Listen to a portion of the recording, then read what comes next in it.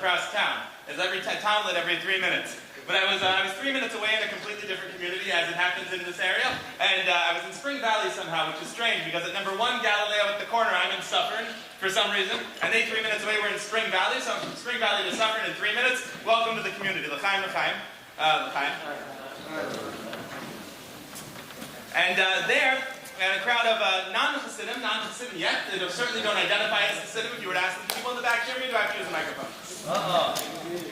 People in the back. Hirsch, can you hear me? Oh yeah. Until Hirsch can hear me, I haven't reached that. The idea of Chassidus is if it's Manesach Chutz, I have to get all the way to Hirsch, Chutz. To get all the way to the Chutz, Chutz. Sorry, Hirsch. If you can hear me now, we're good. Geographically. That's not spiritually, God forbid. Hirsch is the best of the best. But they can hear me in the back? Okay. No, it's not. I'll do this. I'll have something to do with my hand. There's so many rules. My goodness. Here we go. Okay. I was over there with people who do not yet consider themselves Chassidim. What? I'm still doing it wrong? Okay. Goodness. And one of them asked me, they said that right around now, I'm not learning Daf Yomi at the moment, which is my loss, because it's Gemara, and it's wonderful. And as you probably know, the main Teitzah, the Yud Kislev Farbrengen, is people deciding they're going to take on a Masechta for this year. So this guy asked me, he said that he's learning Daf Yomi, and he just got up to the Inyan in Daf Yomi. I don't know that this is true, maybe he's off, but you guys who are learning Daf Yomi will tell me if he was right. He says they just got up to the Inyan in Daf Yomi, that someone who wants to be a chassid should learn Nezikin. Yeah, is this around now? Is this yesterday's, today's? Yeah, yesterday's, today's. Today's. Is that a chassid is somebody who learns Nezikin. He asked me, can you explain the depth of that? Can you explain Al Pi Chassidus what it means that a chassid is someone who learns Nezikin? I would have thought a chassid is someone who learns Kabbalah. Right? I would have thought a chassid is someone who davens for an incredible length. A chassid is someone who, I don't know, you picture a chassid. When you picture a chassid, you probably picture him eating challah with his hands. You probably don't picture him learning Nezikin. This is not necessarily what it means to be a chassid in a lot of people's minds. And yet, the Gemara says, what's a chassid? Someone who learns Nezikin. Someone who's a bucky in Nezikin. He asked me for an explanation. Huh? To burn the nails. Burning the nails, right. The chassid is someone who learns Nezikin.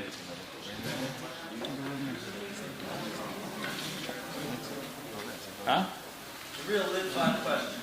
It's a litfish question with a very chassidish answer. It's a litfish question with a very chassidish answer, because you know what? We also agree that a real chassid is someone who learns Nezikin. So I said back to him things that offended him so deeply, I promise you, I haven't actually seen a lot of people's faces turn red. But I made his face turn red until I was done, because I went on for a while. I said to him, have you learned Bava Kama? Have I learned Bava Kama? I know Bava Kama, backwards and forwards, Rashi and Tesis, and all the Mefarshim. Do I know Bava Kama? I said, great. You know Bava Kama is full of lies, right? Full of lies. Lies, and more lies. But lies, so his face got red. What do you mean lies? I said, what's most of Bava Kama? One guy lies to another guy, right? Person A says, you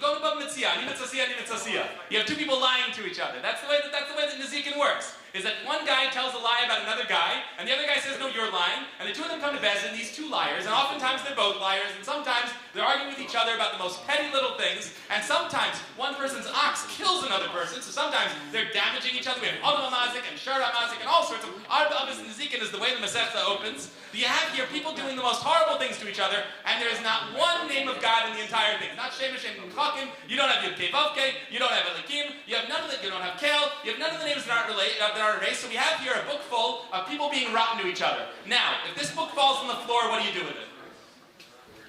Kiss it up. Why?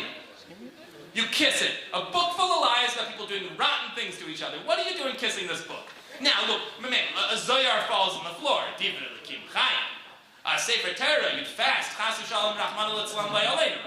These things fall, we kiss them. You kiss a book full of lies? So I told him this, and you can imagine. The guy he was ready to kill me. He was ready to be Adam Mazik. I almost got to be one of the recipients of the Arba of Nezikin. I mean, the guy almost was nogach me. I mean, his hands are going, and he's shaking, and I didn't mean to do it to him, but, I was in a mood. So, I didn't mean to do it, but I have some of my students here who can tell you this is a mood that hits me often. I told him this. Huh? That's right. And then I said to him,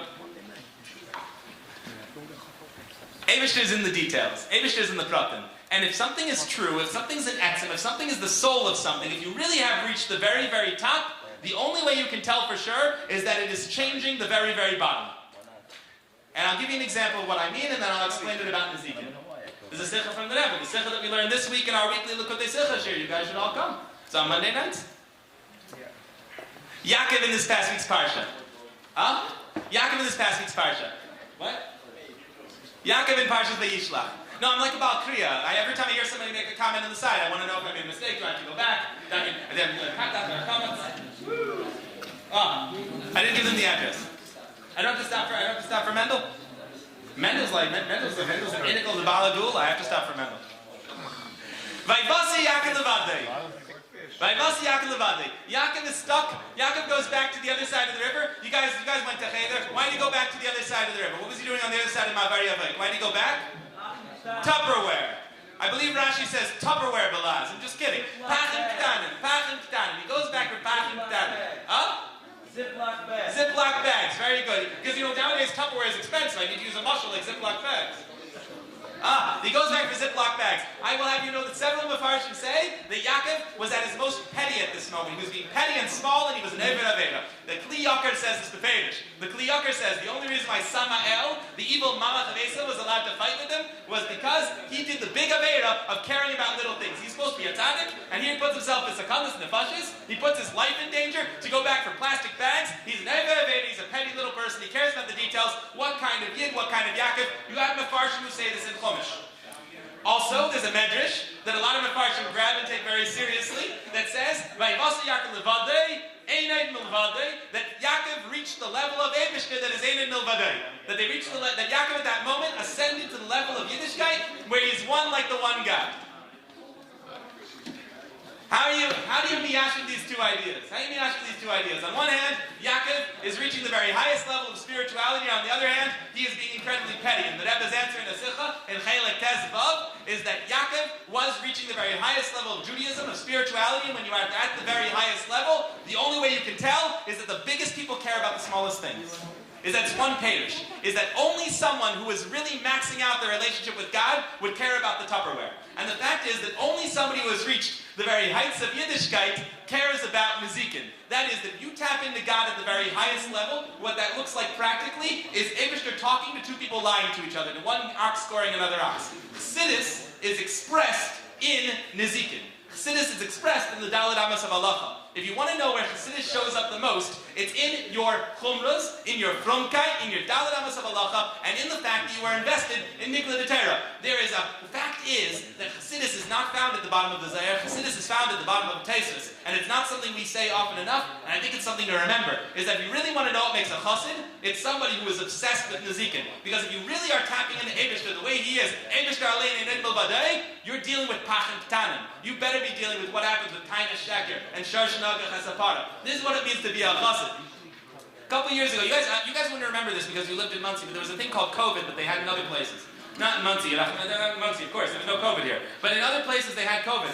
And I was in China they had COVID. They didn't have it here, they didn't have COVID here. But I was on a college campus at the time. I was in Shliach in Ithaca College with David. The two of us were in Gullus together. David, you remember? The good old days? We were in Gullus in Ithaca College. And at the time, COVID was on college campuses, and that's because they had frat parties. The truth is that every virus spreads well on campus, including ones that I'm not going to mention from a microphone at a Farbrengen, but all the viruses spread at campus Farbrengens. I can't. Freudian slip. We probably were patient zero was probably at a Shabbos table, but whatever. We had COVID, and we had all the other viruses, and of course the students all got COVID. So the place was in lockdown. We had a campus right next to us, Cornell, and Cornell was right next to us, and they decided that Rosh Hashanah was coming up, and they needed to have their minyan for Rosh Hashanah. Now, there's something like 20,000 Jewish students at Cornell, and almost all of them wanted to go to Rosh Hashanah. I'm exaggerating? Whatever. Who cares? 20,000.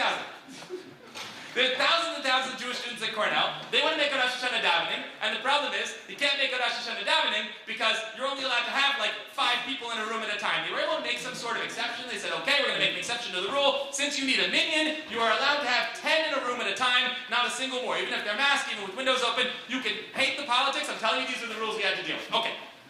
So there was an organization there that was not Chabad called the CJL. By the way, the Rebbe was instrumental in founding the CJL. They published this on their anniversary. This was the group put out by the Orthodox Union to help Jewish students on campus. On their 100th anniversary, they put out a 50th anniversary, they put out a message saying that they went to multiple Gedolim, they don't say who the other Gedolim were, and they asked them, how do we keep Orthodox students from on college campuses? And one Gadol told them, they don't say who, one Gadol told them that they should make a base medrash, and if the boys learn, they'll remain from, and they didn't think that was the right idea. And you can tell that these are not Chassidim talking to Rebbes, because that's just not how we do things. A Gadol told me and I said whatever, but they said that wasn't a good idea. They went to a different Gadol, and they asked him, he said, you need a base knesses, a shul. If they daven like a mensch, if they daven like proper yid, they won't assimilate. And we said, we don't think that's a good idea either. And then we went to the Lubavitcher Rebbe. And we asked the Lubavitcher Rebbe, this is their story. I'm not sure I believe it, by the way, but this is their story. They said they asked the Lubavitcher Rebbe, they asked our Rebbe, said to him, how do we keep the Jewish students from on campus? And he said, make a kosher dining room. When he said, according to them, the Rebbe told them, when a Jewish boy and a Jewish girl are both eating kosher food, there's a Jewish future. Everything else we can sacrifice. I don't know if the Rebbe put it exactly that way, but that's the way they tell the story. So they opened kosher dining, and from there the JLIC started, all the college campuses. So this person was CJL. CJL, the guy who was running it at the time was a buddy of mine. Everybody speaking here tonight, there's a rule. You have to have been at Yeshiva University at some point. That's Rabbi Weber? Soon. So you have to be at Yeshiva. It's a rule. You have to be there at some point. I was at Yeshiva University for a little while. I had a friend there who was the Rav at CJL, so we knew each other for years. What was his name? With the K. Kazakh. He and I were buddies going back. He called me up. He said, I have a problem. I'm only allowed to have Rosh Hashanah for 10 students at a time. What do you think I should do? And I said, make shluchim. Make shluchim. You have 50 Orthodox students. Make some of them the Balei Tekeah, make some of them the Balei Tefillah, and each one should run a minyan of 10 throughout Rosh Hashanah. Find multiple rooms on campus, and you should make a Rav in each room. Make each one, empower the Yidden. He thought this was a fantastic idea. Balei Tefillah are easy to come by. Just about anybody can daven for the Yom if they can sing. It's easy. Here's the problem. Even laning, a lot of people can do. You know what a lot of people can't do? Blow the shofar. If somebody knows the halachas of shofar, the most painful time of year for them, and by the way, you should, if you happen to know about Tekeah in your life, on Elul, you should wish them condolences. The most painful time for a Baal Tekeah who knows hilchas shofar is Elul, when everybody and their friend blows shofar, and you go, oh, I hope they're not blowing the mitzvah. They get it so wrong. You listen to people blow shofar and Elul, you go, oh my gosh. Baruch Hashem, in our show we have the most incredible Baal Tekeah. We have both of them here. B'tachlis Adil. But in a lot of places, look, the halachas are complex. He said to me, what am I going to do? I have 50 students who are supposed to be Baal Tekeah for minyanim. They don't know how to blow shofar. They don't know the dinim.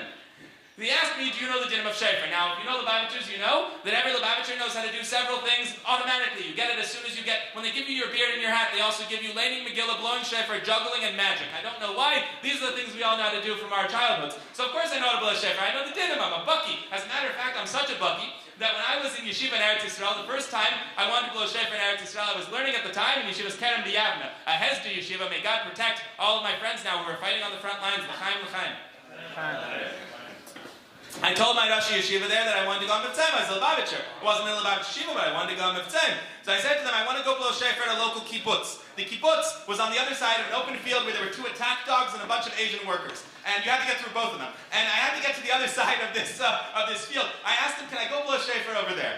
And they said, no student of our yeshiva is going to do this Lubavitcher shtick where you go out there and you blow shofar wrong for a bunch of people. We demand that you get a Kabbalah from the Dayan of Ashkelon saying that you know hilchas shofar. So, I practiced till my lips literally bled. I learned the halachas till I knew them perfectly. I went to the Dayan of Ashkelon. He took out a stopwatch and timed me. I bled all over him, but I got a Kabbalah from the Dayan of Ashkelon that I know hilchas shofar. And that Rosh Hashanah, I tried to blow shofar, and nothing would come out of my mouth because I destroyed my mouth, couldn't blow shofar. So that's the story of my first time blowing shofar in Ashkelon. So I know the dinner. So my friend, this rabbi, he said to me, can you teach my Talmidim, can you teach the students shofar? I said, sure, we'll make a class of 50 in a crowded room with the windows closed and no mask. They'll be thrilled. We'll do Zoom.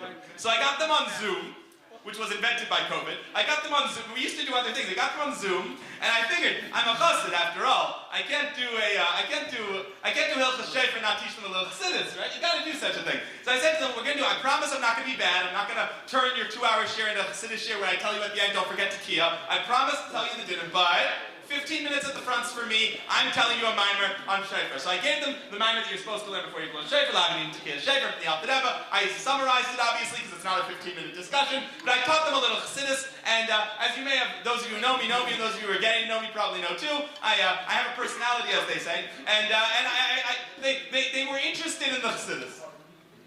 They were interested in the chassidus. You asleep down there? Hey, good boy. At the end of the discussion of the halacha, and it's incredibly complex, the pratim of shefer, it is so easy to not be yetze, and it's really hard to be yetze. So I'm getting through the pratim of the dinner. At the very end, a boy asked me an innocent question that I gave a flippant answer to because unfortunately I have my own flaws, many, some on display. And this boy asked me a question. He says to me, I really liked your kavanas. I really liked the chassidus that you taught us. It inspired me. I love Avart chassidus. I love Avart chassidus. And you know a lot of people love Avart chassidus. Probably most of us here, we love Avart chassidus. It lights us up. A word of chassidus, just the right idea, phrased the right way, ideally short, ideally not a rambling Farbrengen. If you could distill like a Baal Shem Tov word for me and inspire me, that's much better than talking to me about your time on campus. That's the way, most people really enjoy this stuff. So he said, I love Avart chassidus. You said Avart chassidus. I want this to carry me through Tekiah Shefer. I said, I have a problem. You also told me that I essentially need to use a stopwatch while I'm blowing shofar, that I need to think of 25 different dinim at all times. I can't do both. I can't do both. I know that I can't have kavana for blowing shofar, al pi chassidus and kabbalah, and also get the dinim right. So what do you suggest I do? It's a good question. Oh, what would you suggest? Okay. Right before we go.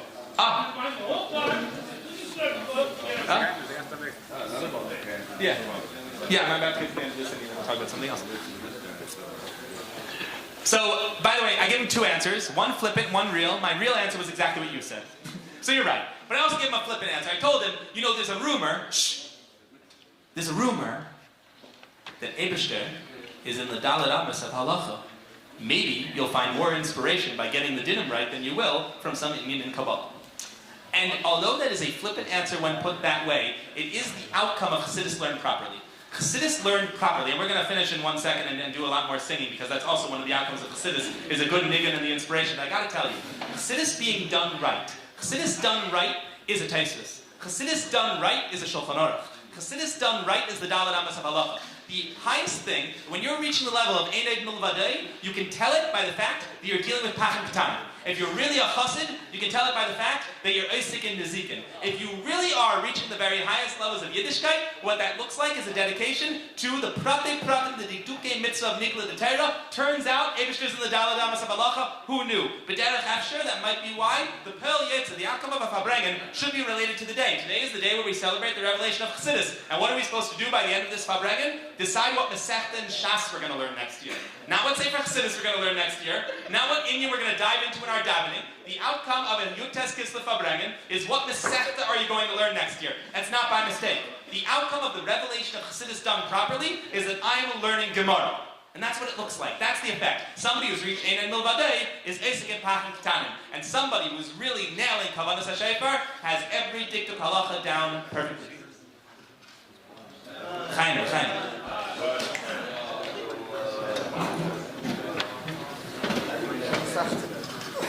I can hear them. Pick it up. There is a list going around. You can pick this up when it's not in our communities. And the zikr.